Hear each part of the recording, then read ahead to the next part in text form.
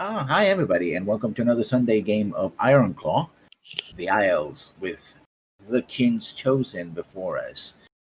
We will be introducing everybody with their goals and expectations. So we're going to start with Robert. Introduce your character for the audience and tell us your goal. And Well, hello, audience. My character's name is Duncan. I am a panther. He likes to call himself a procurer, but his official title is burglar. My motto is charity begins at home, and my current goals are to swipe something valuable, and we have two shared goals: escort the king to the north to his coronation, and dismantle the conspiracy against the kingdom. yes, followed by Griffin. Hello, I am Griffin. I am playing Gregory Verkin III, a lion elementalist whose motto is "I'm fit enough to be the king." Arcloy. Hello, my name is Dark Floyd. I play Spencer McDougall, and my motto is the best secret for those no one knows you to keep. And my goals are to, let me scroll down and check. Say, scroll down and scroll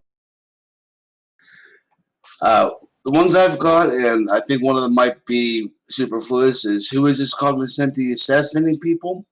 Escort the new king north to be coronated and dismantle the conspiracy against the kingdom. Harmon. Harmon Tordero, donkey soldier, mule soldier. Personality is stoic. Motto is you need to know that you're in for the fight of your life, and I have the same goals as everyone else, except that I'm not trying to steal anything. And last but not least, Rafferty. Hello, world. I am Norman Rafferty. I am playing Presper Vesper, a raccoon almoner with political ambitions.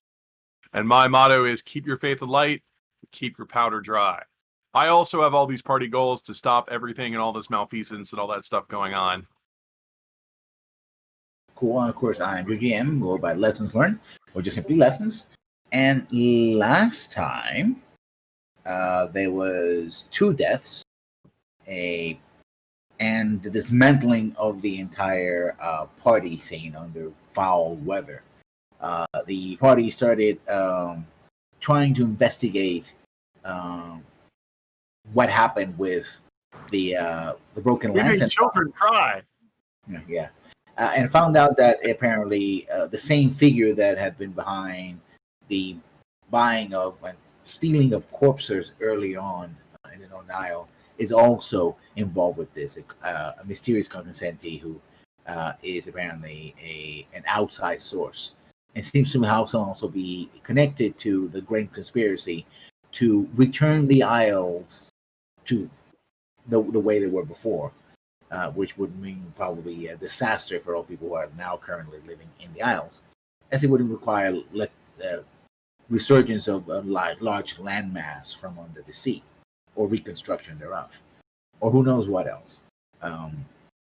So as you are, everybody's leaving, we're going to fast forward a little bit, unless anybody has anything to do here in the fairgrounds as they're being taken down, or any other things that they left to do. There might be one thing for me to do. I'm wondering if right now I could go ahead and acquire a rapier and a main gauche, a paring dagger. You could probably find one of the blacksmiths here who may have because there were a lot of nobles and others, so they had their regiments. So now that we have like an official money amount, I'm just gonna go ahead and drop a couple bits and just pick those up. For the record, you have a wand and still parry. You are earning between 2 to 3 times as much money as a regular worker. Worker gets a dinar per day, so silver piece per day. You're getting about 3 times as much. I rounded it out to about 200 dinars because expenses and for food or whatever, which we're not counting. Yeah, and I'm assuming that's like per each person too, right? Yeah. Okay, cool. I don't have to pay all of you. Yeah. So that is the thing. So, and a couple of months of you working. So, I subtracted a little bit from the top.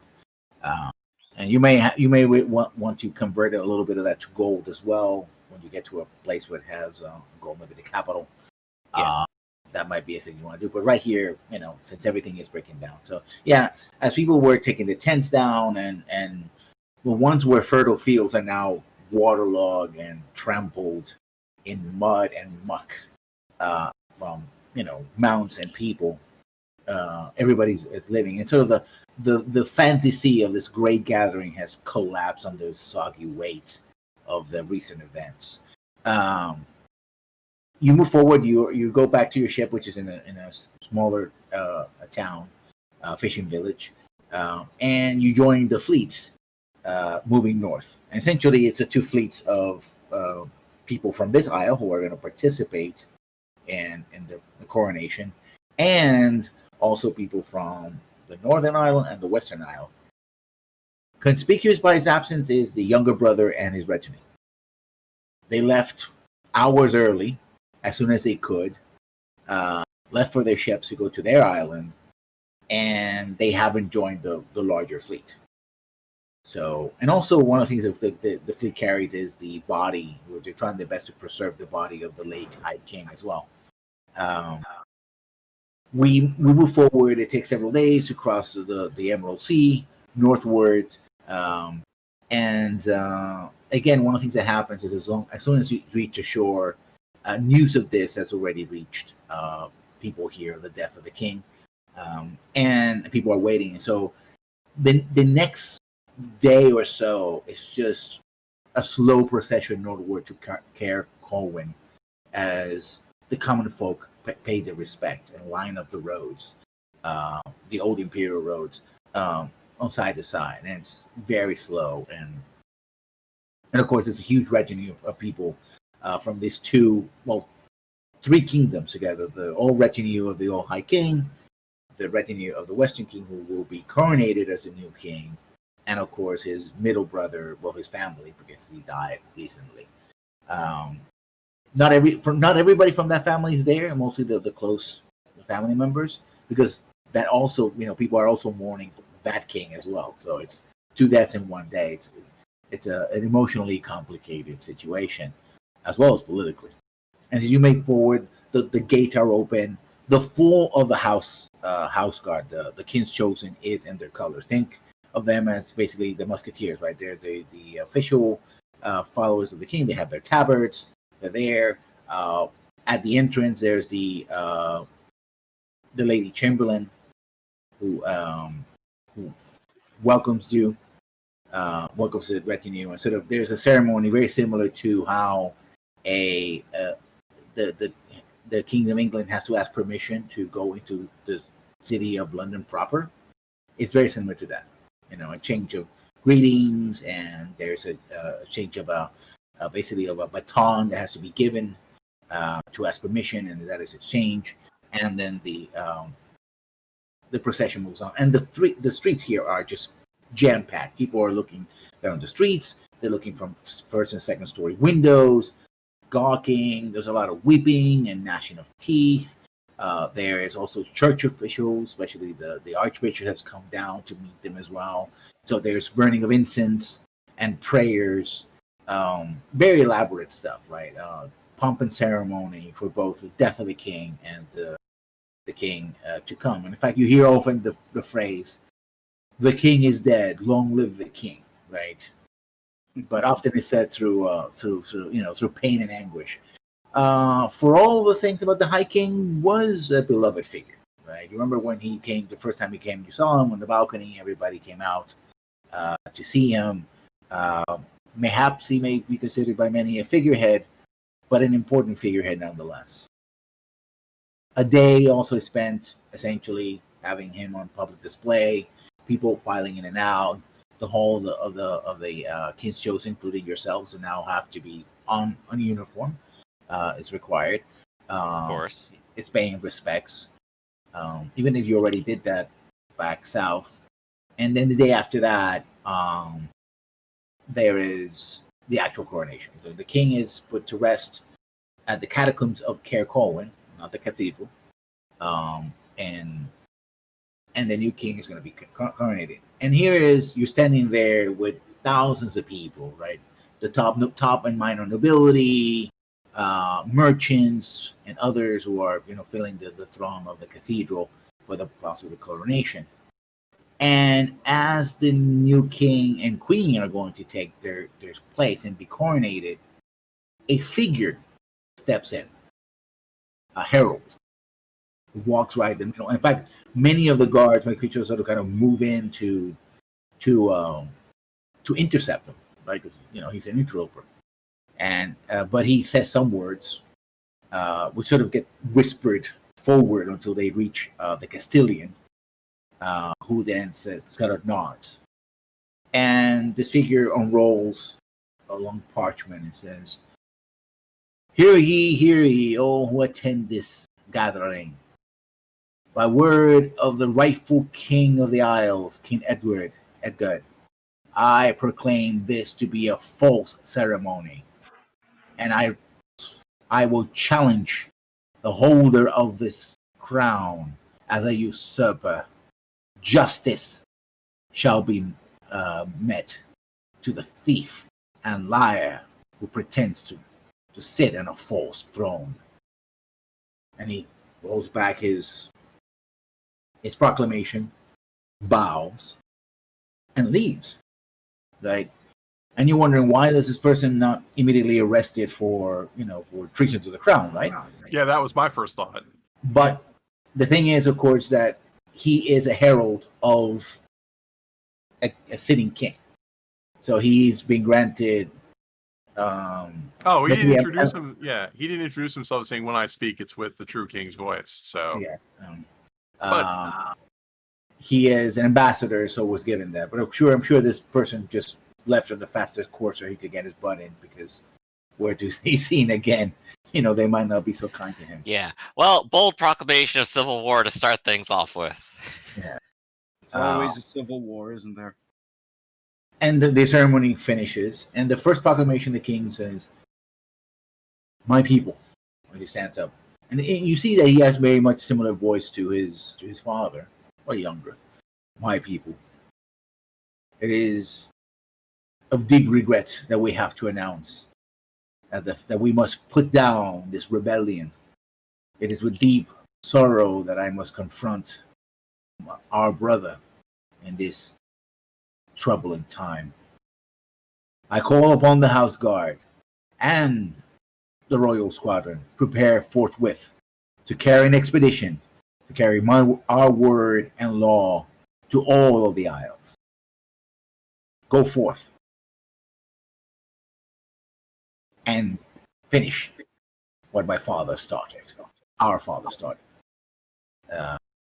And so you basically, Lady Chamberlain turns to you and the other assembly. It's like, orders are given to basically marshal all the forces. It's going to take a couple of days, maybe a week or so. You also, Griffin, you have a ship, so you're basically giving a letter of marquis or marquet saying, you're under now on the control of the. I'm working for the king. Shoot any enemy boat I like. Thank you. Yeah. And so you have a few days basically to deal with your affairs and get more information. Also, talk to Lady Chamberlain, which she wants to talk to you because of course she wasn't That's there. on the agenda. Keeping track of the admiral probably a little bit too. Yeah. The admiral seems shippish. He's still shaken. And in fact, most of the time, it is one of his assistants who is a rodent, who's a rat, and who is basically almost like when people come up to the admiral, before the admiral will sort of be like, "Oh yes, I will speak," but now they sort of talk to his lieutenant, and that seems to be a thing, right? So you can talk to the admiral, you need to talk to the Lady Chamberlain. She has a lot of questions. Right, I'm mostly making sure the admiral doesn't skip town immediately or something right now. But if so, then we can deal with it later. So yeah, Lady Chamberlain, of course. Yeah, you're brought to the barracks, and the barracks, everybody's picking up the weapons. They're the halberds, or they're opening the armory, and everybody's grabbing their guns, right, and getting gunpowder ready and all that. They're activating the militia as well, right, calling up the troops because the king has his own troops. The High King has his own troops. Most of the troops still are in sort of a militia situation, where it's, peasants and all that. the fact that this is the middle of summer and the crops will be, harvested, a couple of months, also brings a lot of problems as well. Of course. They're buying supplies and that sort of thing. So are you alone with the Lady Chamberlain, or you're with the rest of the group? I suppose I'll go alone. Okay. Unless anyone else has something in particular they want to go ahead and divulge. I mean, I'm coming with you anyway, so. Right, Yeah. I mean, you're always there, you're at the door, you're wherever. You are where you need to be. I trust Harmon with every single thing I say anyway. I don't have anything to divulge to Lady Chamberlain, but I do need to speak to you eventually. Okay. Okay. So we start with, next scene. You are in the offices, or the chambers of the Lady Chamberlain, and she's there. My lady. So let me have it. What's your assessment of all this? Oh, well, after seeing what happened over at the festival at the open tent, I can't say this was unexpected. Regarding the missions I was sent upon, I have chosen to keep the Admiral under watch. I don't believe he's been involved in any sort of conspiracy per se, but I think there might be others who have been manipulating him, and he is, of course, a bit of a blundering fool. I don't think he will try anything in the future, but maybe someone might finally let him in on the plan. That is almost as bad as what I suspected in the first place. If I were to suspect anything, I think there might be a more formidable navy under King Edward's thumb. Or Edgar. I gotta make sure I got that right. Yeah. But yes, I did. There we go. From whence would this fleet come from? I mean, pirates, mercenaries, sellswords, Calabrians. Probably. That would explain his boldness. So of course, the situation we're looking at is a ragtag and unknown force versus our own, led by an admiral who I am beginning to doubt the record of. He's still trustworthy, but I would say definitely make sure someone with a little bit more of a sound tactical strategy is helping. If you have an advisor, now's the time. We're probably going to have to sideline him some way. We can't really arrest him without any proof, but we could perhaps make sure that he has more administrative duties for the time. Right. If truly necessary, I do have the power to sink his ship. Not literally, of course, you understand, but should it come to that. I don't think it should, though. Care to explain all that? The better if I don't, I think. I hope you understand. I'm trusting you on this, Gregory. Hopefully this will not backfire in some way. Hopefully. We try things and sometimes they succeed. Well... Anything else? Aside, you never told her about the investigation of the runes or anything like that. That would never came up. Oh no, of course not. The book is just a side project. No one needs to know about that stuff. That's just gonna bore everyone. No, why would I tell anyone that? But I am gonna tell her about the conspiracy link we found. And do you remember what was it?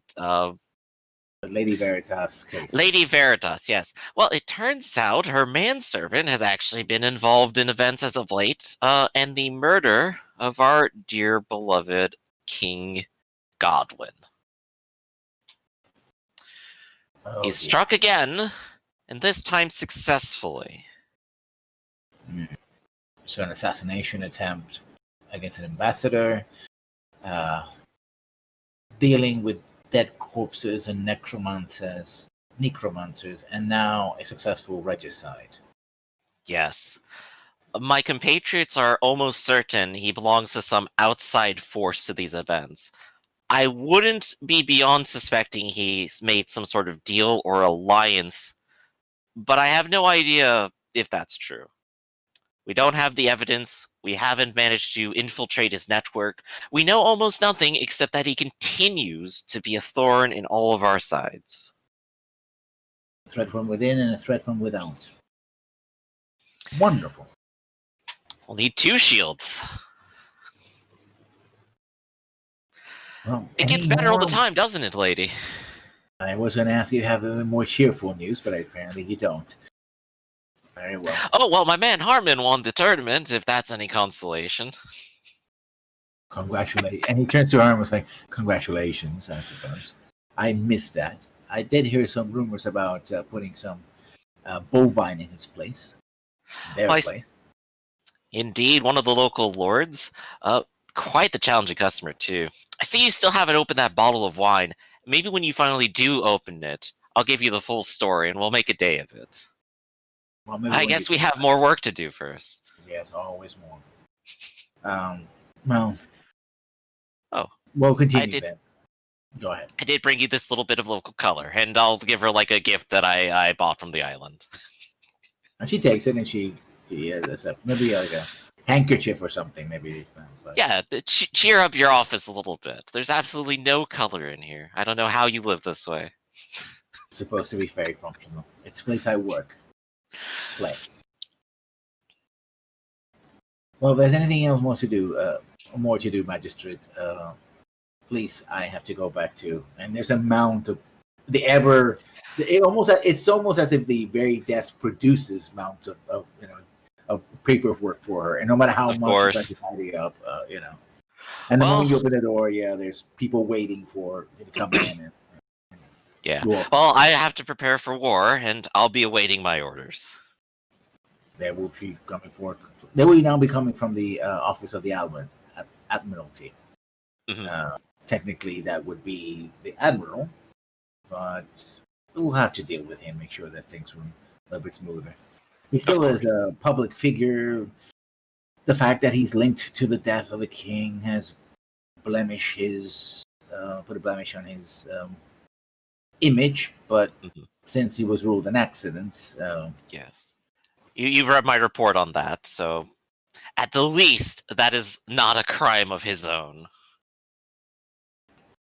Very well. Well, thank you. And Harmon, again, congratulations. It seems that you will be able to put your skills more to the test. I pity whoever fool decides to cross your path again. I live to serve. Best of luck with all the work, lady. So where is our Panther right now? Waiting outside in the office or waiting near the... I actually was going to ask about that. I would like to do something... Ear to the door. Okay. No, I'm not that curious, honestly.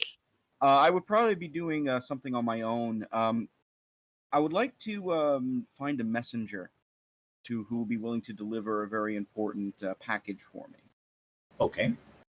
And I'm sure there's probably not easy to get. I mean, you are a member of the King's Chosen, so you can pick one of the messengers from the King's Chosen, from the barracks, or you can find someone else, like a delivery boy somewhere, Well, the King's barracks are pretty trustworthy as of right now, so I will pick one of the men from there. And the package is of that dinar that was given to us, the 200 that you gave me personally. I'm going to take about half of it, 100 of it, put it in a sealed package with a note to a woman named Alana. And I give the address to the messenger, and I say, please make sure this gets to her. Interesting. That's a new PC, new dramatic twist. So let's add Alana, Keeper of Coin. Keeper of Coin, let's call her that. Sure. Wow. Keeper of Coin. I was going to give you a rundown of it after the game of who that is, but yeah. Clearly somebody you know from before or during your work, right? At least, or is she someone from your personal background? Yes. Okay. So and I just say to the messenger, please make sure this gets to her and give her my regards. will probably be away for a couple of months at the very least. And well, so we'll do. It's a teenager, like 12, 13, and he just sort of, books it out of the barracks. And I also slip him an extra dinar for his troubles. Yeah, he takes it. He does the bellboy thing where he's like, "Thank you, sir." Mm-hmm. Doesn't actually look at it, he sort of, and books it out of there. And since you're in the barracks, you see Griffin and Gregory and Herman come out of the Lady Chamberlain's office. You know that. Go ahead, yeah. I'm sorry. Oh, just absolutely wonderfully, really. We're all just so excited about the Civil War. You look frazzled as it is. Perhaps you need some wine. Oh, there's that bottle that's still on her desk. Damn it, I wish she'd opened that already. We can go back to my estate if you want a drink, though. I actually was hoping to run into you. I need to speak to you about something. Oh, well, speak away. I'm always open. It's about our admiral friend. Of course. I don't. Yes, apparently, he had some dealings with apparently some sort of bull that was beaten at the tournament by our buddy Harmon over here, Mr. Montague, or Lord Montague. Oh yes, the Baron. Well, yes, let's hear it. Apparently he's tied with the Baron, as well as a couple other of the new blood, the new families, from the landlords as well. And this Madeline figure was also inquiring about her. Excuse me, about the Admiral as well. Right. Same leads, which is quite interesting. I'm going to suggest that drink now, I think. So if you'll accompany me to my estate, we'll go. I'll pick up a nice little brand from the cellar, and we'll have a talk with it in my parlor. You, me, Harmon, of course. Harmon's always invited. And I will fully describe to you the things that we have learned, and go, you have been correct in all of your investigations, and here's what happened. Here's what we believe has happened: a sordid tale of incest within the family had shamed him so fully he has disregarded his name and title to become but a lowly commoner, join up with the Navy, and work his way through the ranks. And should it come drink after this story. So as you can see, should that come to light, it would absolutely destroy his career immediately. Or at least all public perception of him, and I don't think he could hold such a lofty position with a thing over his head like that. Here's my question. Who would want to destroy his career, and why? Well, I think I'm the man with my finger on that trigger right now. And perhaps one of the only few who really has it, and has maybe a motive to do so. Now, if he keeps his loyalties straight, well, maybe no one has to learn about it, and he'll go to an office eventually, become an advisor, and he'll be happy, I'm sure. He's had plenty of adventures, he has a nice history, he doesn't have to worry. Or he could try to do something very stupid and lose everything. Something very, very stupid, like, say, joining another side of a civil war and leaving us without a navy. So the blackmail you suspect will be used just to keep him in line? Yes. There may be a time limit on it, but the sooner we get everything sorted, the less we have to care about it. I have... and maybe you've mentioned this to me before, but you don't think the Admiral is smart enough to play politics, do you? After my meeting with him, I had my doubts about it, maybe his tactical acumen before, despite his reputation. But after having a good talk with him, I'm under the inclination he has absolutely no social personality or character whatsoever to hold himself in public. Such a poor man. I can only fear for him the first party he goes to, and he has to actually pretend to care what other people are saying. It'll be a disaster. He'll ruin himself before I get the chance. Oh dear, Well, it sounds like he's a lost cause then. uh, mostly. He does have the advantage that despite his own psychotic personality, he keeps that well under the hood. Maybe he can work on the personality a little bit more, but I don't think he cares enough. We'll see. We'll see. Well, it'll have to pan out one way or another. His personal career won't be my concern. One more thing to talk about. Do you know anything of the Society of the Plenty? Society of the Plenty. What is that, a church group? I don't believe so, unless if they pretend to be. It seems like they're a network that's out there. An underground one, if you will. Lessons. I don't think I've heard that name before, correct? You don't run in those circles, no. Yeah, so no. I simply know nothing of them at all. Are they a threat? Let's put it this way. This information was hard to come by and was not free. Mm-hmm. And they're the ones that were able to supply most of it. Gregory's like scratching his chin for a little bit and going, "Oh, that must be what's it called? All the street thieves or something, right?" Yeah, that's one way of putting it. Yes, I always understood there was some racket, but it hasn't been my duties as magistrate. Someone else has been handling that. I think the local city guard does that stuff. It doesn't bother me.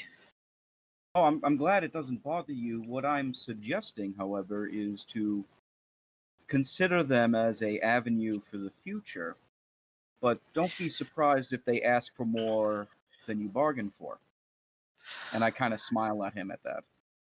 Well, I haven't asked them for anything yet, but if they happen to produce perhaps information regarding where all these pirates are coming from, who's giving them the money, who's behind all of this, or the problems that have been besetting us on that front, maybe there's a price I could negotiate. Would you like me to see if I can find something for you? I think so. It may become more and more important to know what we're facing in the coming future. If we learn more about this conspiracy around the pirates, maybe we'll have something to work with. Otherwise, we'll just be in one small boat, a single musket, and a cannon. Lovely cannon at that. I mean, I'm good with a shot if that helps any, but I don't think I can shoot that many people. Hell, only so many. Well, I see you are at least paying off in your abilities to investigate. And I trust your discretion on this matter. And I will hope that you understand to not let your tongue slip at all. Oh, of course not. I just figured it'd be common courtesy to let you know where the information came from. Of course. And of course, no one needs to know that you are criminals or anything the like. Such as it is, those are the arrangements. Well, is there anything else you'd like to say while we're here? Or would you like another cup of wine? One's enough. If I drink too much, then I get kind of ornery. Suit yourself, and we'll just start pouring more. Boy, the impression that you have, or that Duncan has not changed. I will say this though. If you wish, I could start before we set out, maybe looking into the pirate conspiracy. I'm sure there might be people talking down in the docks about that we can check into. Perhaps. There are already smugglers down there, and we've dealt with a few of them before, but keep your head low, don't expose yourself. To make a clarification, which I perhaps not did when I was describing, Cair Colwyn is inland, and it's connected to the ports, to the islands to the south by both river and road. So okay. there is a port here in the city, which is a river port, right? People, the boats. But it'll be even more legitimate than the exterior ports. Yeah, and then but the full naval shipyards and stuff like that are south part of the island, which is connects to the sea, to the Emerald Sea. Right. So I said, I go and check on the big ships. It's like, well, you're probably gonna find just the transports that bring whatever goods upriver or go downriver, as opposed to having like the actual warships and the like. Of course. I mean, they still probably have information. They travel back and forth the river, so that's not a bad place to look. But I don't want people to be confused. Like, wait a minute, am I here or there? Or so many places. Roger that. Yeah. Yeah. So as you go ahead. Yeah. I'm sorry to interrupt. I apologize. Do we have a map of the Isles actually, like of what they look like? I could give you a rough description, but we're doing very much, I was theater of the imagining like mind. a single circle surrounded by like 3 crescents for each of the different isles or something. Four of them. Four of them. Imagine Okay. like a very large island. There's a sea in the middle called the Emerald Island. So basically, these sort of crescent-like islands: north, south, east, west. So usually, when people say the center island, also mean the southern island, the western island, eastern island, and then the northern. Cair Colwyn, which is the northern isle, is the capital island where the High King is. And up to recently, each king, regional king, controlled one of the islands. Now, two of those islands don't have. Well, they still don't have a king. One has a regent, which is the child regent, down in the south, center south, and then the western one is now the High King and the king of his own island. So he has on paper a lot of power. And then his rebellious brother to the east, who seems to be outnumbered. And who's starting a civil war? Exactly. Very curious how he would do that, or why he would do that. Well, why is simple. The how he's planning to do it. That's another thing. Yeah. Actually, before I leave, Gregory, what do you know about this young king? It's Edward, right? Yes, I do. I've had no contact with him. I'm not simply high enough in those social circles, but we did see plenty of him back at the tent. He's young. He's worried about his inheritance. He's full of energy and excitability. Honestly, a perfect match with the admiral he has. But, well, I suppose youthful ambition and eagerness and lack of foresight have led him to this path. I was there once before, but I was never so angry. Said I got a job. Also, it's common knowledge that of the 3 regional kings, he was the one that was had greater sympathies with Calabria, right? He portrays himself as a reformer king, wants to move things, in social manners and technology and trade with the larger Calabria, especially with Triskelion, right? The city. So he's more pro of the new church and everything like that, right? Someone who rejects the old ways for the most part. The current High King, on the other hand, his older brother, is also the more conservative one.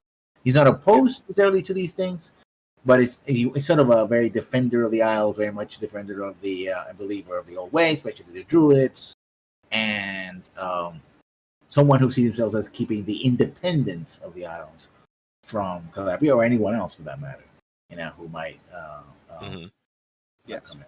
So yeah, I say to Gregory then, it seems like too good to be true, doesn't it? Which part?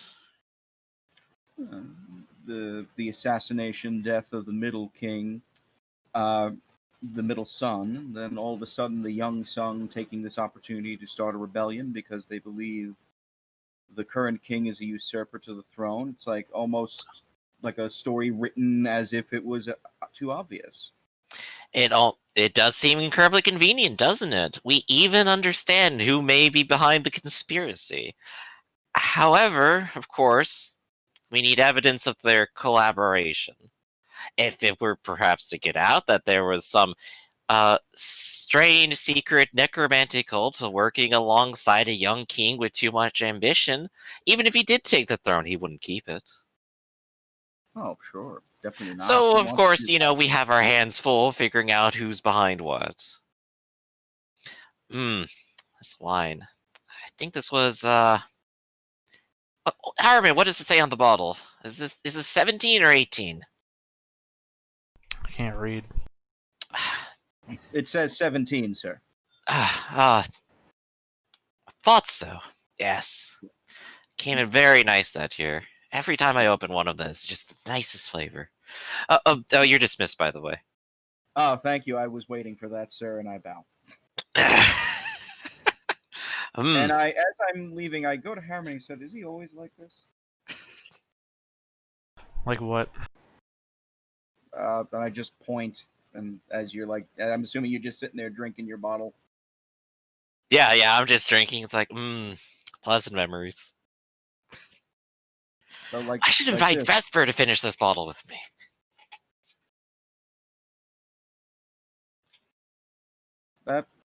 Well, like this, and I just point over there. Like, I guess you have no answer. I don't know. I guess the thought here is, what are you doing? Are you insulting Sir Gregory? No, I'm just curious because he seems very aloof, yet he's not. It's very unusual. Is it your place to question the Lord? No, just an observation. And I bow and I say, "Have a good night."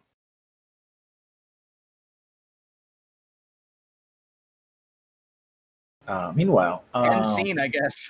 Yeah. Yeah. God, I've turned this into a very awkward party. Anyway. It's okay. It's Spencer. an awkward party around me. Yeah. Yes. You have information in your hands, and you also had a meeting in your own tent back in the south. Question that I have: is this the time you're going to share this information, or are you going to keep it to yourself until you have more of it? I think once he has more, he'll share it. So you're not going to make a contact with anybody saying, I have this information, blah blah blah. Now that you have a contact with the Cognoscenti. Well, I don't think it would be wise to blab everything, but what everybody needs to know to help take care of our goal, then you gotta tell them. And anything that goes along with it, just so it doesn't seem like, oh, hey, here's this new information just completely out of the blue. We gotta try to give them enough to make sense, basically. And I'm gonna try to keep that in mind. You pass some notes, but more, a little bit more, but not enough. So that's not going to trigger like a extended conversation. You get a note back saying, "Thank you for the information. We'll keep in contact, etc." But Brother Vesper does get a call, Brother Vesper, from the Archbishop, which he rarely talks to, especially before he was ordained. But now that he's ordained, the Archbishop wants to see him forthwith. Well, if I'm summoned, obviously I go at once. I'm still in Gregory's estate, right? Yes. Okay. Well, yeah. So if they send an acolyte or page to come get me, yep. Fast as my whittle paws will carry me. The cathedral, they're basically finishing up and cleaning up from the coronation, right? And the Archbishop is leading a small prayer section, basically, with people that are there, etc., the workers and whatnot. And when he finishes, he says, "Come with me, please. We need to talk."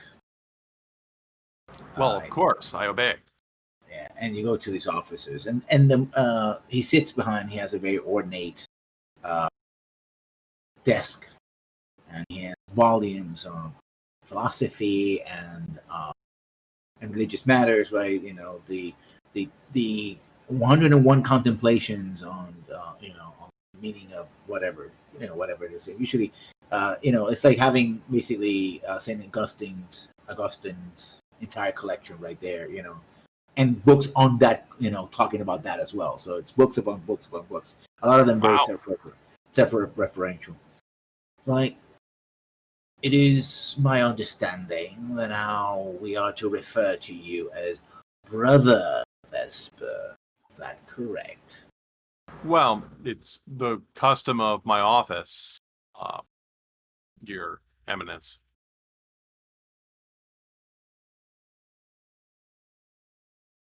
Well, brother, we are in a very difficult times here, are we not? It's What always would the. Oh, what I would it, apologize. sorry, what would a lowly brother like yourself suggest to the masses in these times of trouble? What would your words carry to them to give them a hope and meaning when war comes for us all? What would you say, brother? Well, sir, we can only make do with the hands that we are given for the present, as we hope for the future. Uh, we must,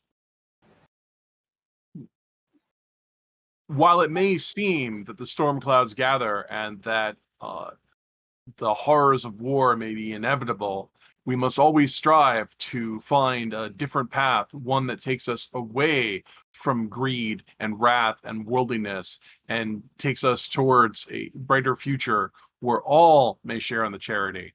Uh, it Once we resign ourselves to the idea that war is inevitable, is only when the horror happens. When the death of hope happens, that is the death of the soul. It is our, but we here as penitents believe that if one can show hope when one is suffering, if one can endure the pain of the present as we hope for the future, there is always a greater good that can be achieved. I see. Those are very well crafted words. Seem to come from your heart, brother. I welcome them, as I'm sure the masses will. So you believe perhaps there might be still be a diplomatic way of solving this difficult situation? War is an estate of the blooded and of the nobles. The good folk of this world do not suddenly gather together in hate and suddenly take up arms and formations and drive their cannon out into the fields. This is because other people who do not understand or appreciate uh, the the love that exists within all of us. We are all brothers. We are all sisters. We are all family together. No, it is not the people we must be worried about. It is the class of nobility who would seek to foster the forces of hate and rage within our good people. We must find ways to stop these excesses of the blooded who would use our people as mere pawns in a greater game that we all agree is one where there would be no winner. It gladdens the heart and illuminates the spirit to see someone as you're such a junior as yourself so clearly enunciate our common beliefs. I will encourage you, brother, that wherever your travels take you, you should loudly and thoroughly instruct anyone with these words. Emphasize the fact that the burden of such terrible conflicts are unevenly carried by those who gain the least and lose the most. Well, on this we are in agreement, Your Eminence. Thank you. Perhaps my southern sister, our sister, the bishop, chose well indeed to elevate you. I am afraid that I should have done it myself, but as you can see, I'm a very busy man. Personage, if you will. We are stretched thin and spread wide, Your Eminence. My blindness to the brimming light of your heart has been rectified by sudden system. Perhaps I bow humbly because I have nothing to say about that. Perhaps in the future I should take a greater hand in your future endeavors. Because it is clearly necessary that your words, a younger voice, more powerful voice than my ailing one, carry our words to the people with certainty and clarity. It is I who have been humbled by your words tonight, brother, and hope that we will both be enlightened by them. Now, I have taken way too much of your time. Perhaps when this is all over, there's a moment of peace, we can have a more quiet and more insightful conversation. And he gets up and he gets basically a volume of the teachings, of the church, a very relatively new one. You'll probably have a copy. Your copy is, old and yellowed and all that. Well, I only have the Testaments of Heloise. I'm not. I haven't been given access to the sacerdotal manuscripts because those are forbidden and non-ordained. So he gives you a copy. Now, brother, carry the word that you carry in your heart, carry it in your hand, so that they are as one, mind, body, and soul. I am but an instrument of the magisterium. You honor me, your eminence, and I will seek to be a forceful and powerful administrator of the word. Indeed. That I guide you as you pass. And I guide you. I'm out. I don't need, I'm out as quickly as possible. It's like, and then I'm thinking, he didn't actually tell me to do anything, but I guess he's going to call me later. Wow, I've got a gazillion bosses now, don't I? Yeah. And as you leave, the scene, the door closes behind him. He sort of starts seemingly talking to himself. This is easier than I thought. The boy knows what he's doing. His words would carry far. Very helpful. And from somewhere in the shadows, you hear a voice says, "Indeed, Your Grace. Will be very helpful indeed." Wow, these guys are terrible at conspiracies if they didn't even wait till I left. Oh, you're done. When the the door is closed, the camera stays. Yeah, the camera stays. You leave, the camera stays. Oh, one more thing, sir. Yeah. I heard the voice. No. Behind the curtain again. Yeah. Yeah. I might not be as corrupt as I need to be. Well, we'll see what happens. Well, I got a book to read. Yeah. So is anyone else going to do anything else besides the usual meetings and discussions and summons? Well, I am expecting maybe to go to war here. So maybe there's some people I'd like to hire and equipment I'd like to get them. I'm thinking at the least probably a Pavisor, someone to carry a Pavis shield with me and be armored. That's a good question. Where are you going to find mercenaries here in the Isles? I mean, I know where we would find them in Calabria. Well, there's common folk who are going to be hired up, and I will pay for their salaries and equipment, as I am a noble, and thus it is my duty to make sure my men are equipped. Well, you can't just go around levying peasants. They don't belong to you. Well, I assume there's some sort of system to handle it. Like, I could actually say it's like, hey, I could use a couple of people to, like, carry my bags, be a barber, a cook, and someone to hold a shield for me. Like, can I have, like, 2 people assigned or something? So this is where it gets complicated. Okay, this is the complicated part. We're about to go to war. So there's going to be a bunch of people who, in the feudal system of the way this works, is a bunch of other lords, such as our champion, the true king, and the pretender, that guy who sent his herald, are going to go call in all of their favors to say, hey, buddy, you remember you swore fealty to me? It's time to go to war. Now, this leaves us with, like, sort of like the neutral, people who, like, would rather not go to war, but rather just till their fields. Now, you can't just walk up to them and say, hey, I'm going to give you some money. because they might say, well, yeah, but this is my land that I live on, so if I leave it while I'm gone, someone might take it away from me and kill my family. Possibly not in that order. And so, you could offer them all the money in the world and they're not going to leave. Plus, they could also say, like, what if you offer me the money and I go with you and you lose? When I come home, I will have lost the war. So someone will take my land and kill my family. So you can't just go hire people anywhere to take up arms. Now, you're saying maybe we could go to the city and hire people, but now we have to get into the laws of, there's probably laws against that, of hiring people to take up like arms and weapons, because you're a foreigner. I mean, you can't just show No, up I'm as not. Yeah, well, I'm a part of the system. I have legal authority, and I'm a noble.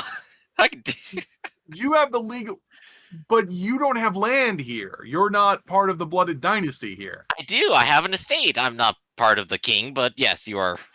Or even if you had an estate here, you can't just go into town and hire a bunch of people to go to war. They probably get, because if you're the king, you can just write down a law. You can't hire people to help depose me. Signed, the king. Right. But So, there is an assumption that you are a magistrate, and two, you're part of the King's Chosen.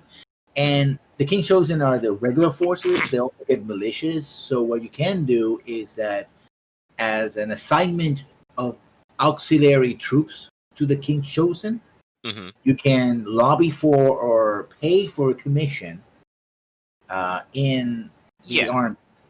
Basically, the paying a commission is that essentially the money that you give in is to make that auxiliary unit. So like, oh, you're paying for commission. We give you the commission. Yeah, so I'm giving the higher authority money so that they give me the troops, basically. Exactly. Well, it would be the more mechanical way for it to work. Right, and you are on the king's side, not the pretender's side. So ostensibly, we can go to the palace and get their armory. You can just throw them the form. Heck, the Lord Chamberlain maybe threw it in for me already.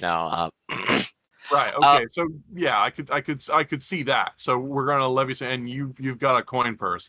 Hiring foreign mercenaries would be awesome, because then we would get people who might have guns or something, but they might have guns or better weapons or freaking wizardry.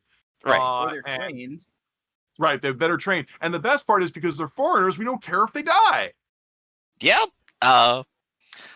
So lessons. I think I'm definitely going to be spending some of my time managing all of that, it seems. On the foreigner side of things, many of the families, both people who are landed gentry, also have estates and the like, they like to keep a percentage of people who are assistants, bodyguards, etc. So there's always a pool, a small pool, because there's no large, there's no in the Isles, there's still medieval tradition, so there's not so much like say late the city states of Italy where they had a lot of or the Swiss guards and stuff like that, which are standing. Yeah, there's not a lot of people lying around. There's no actual companies of mercenaries.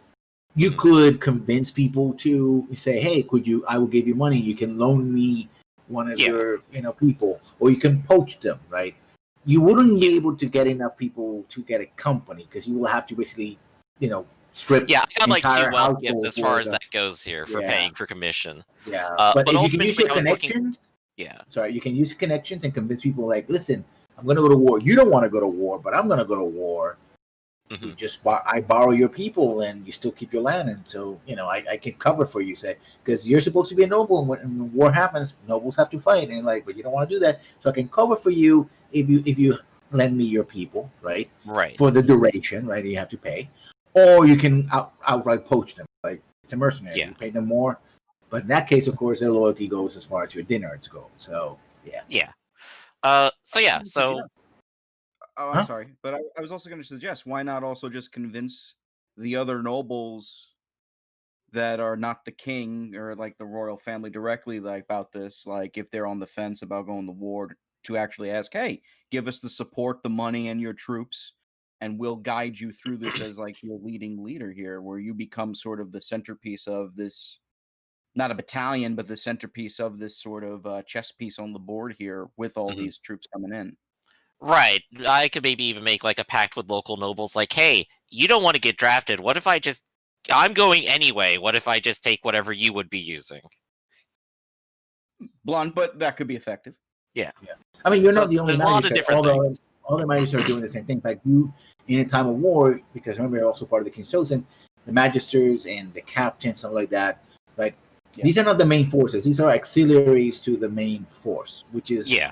smaller but more professional, right? So, and that also includes things like camp followers and the like, right? So it's not simply a Yeah, matter which of was guns, what I it's was also- most worried for. Like having a small retinue, having like a barber so we can actually have some wound closure, having someone who holds a shield for me because that's actually essential now. yeah, and stuff like that. So that will take some time to do, right? Yeah, and part so of it, that's what my energies are on then. also remember that what you have a small ship's crew already.